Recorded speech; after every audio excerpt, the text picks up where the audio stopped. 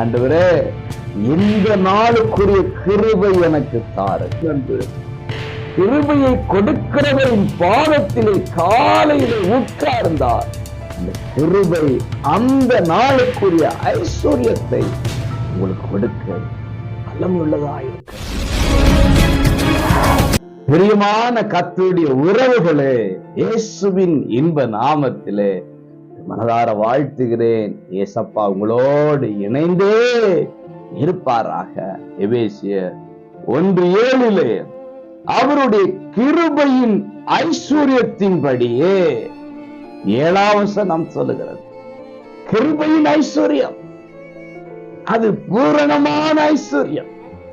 காலைதோறும் புதியதாய் இருக்கிற அவருடைய கிருபையினால் அணு தினமும் நீங்கள் நிரப்பப்படுவீர்களேயானால் அதற்குள்ள ஐஸ்வர்யம் இருக்கிறது. இன்றைக்கு ஐஸ்வர்யத்தை, ஆசீர்வாதங்களை தேடி மனிதர்கள் அங்கும் இங்கும் அலைகிறார்கள். எவ்வளோ பிரயாசப்படுகிறார்கள், எவ்வளோ முதலீடுகளை செய்கிறார்கள். எப்படியாவது நான் பணக்காரனாய் விட வேண்டும், எப்படியாவது நான் ஐஸ்வர்யவனாகி விட வேண்டும். மக்களுடைய சிந்தையெல்லாம் இப்படி இருக்கு.